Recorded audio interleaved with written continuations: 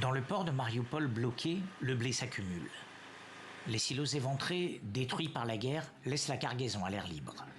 Il faut la transporter vers Odessa, sur la mer Noire.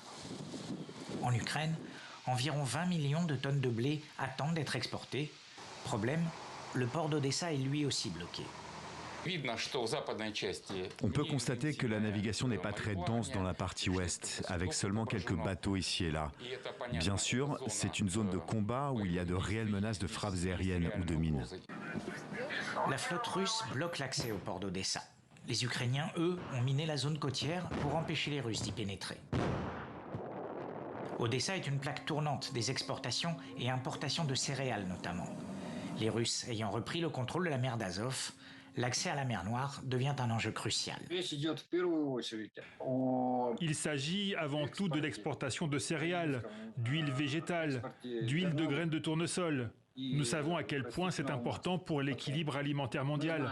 C'est même capital. Pour exporter, il faut créer un passage sécurisé pour les navires. Alors, Kiev et ses alliés réfléchissent à plusieurs options. Si la solution militaire de bombarder les navires russes a été envisagée, c'est aujourd'hui la solution diplomatique qui prime. L'Ukraine veut un accord avec Moscou pour créer un passage sûr pour les navires.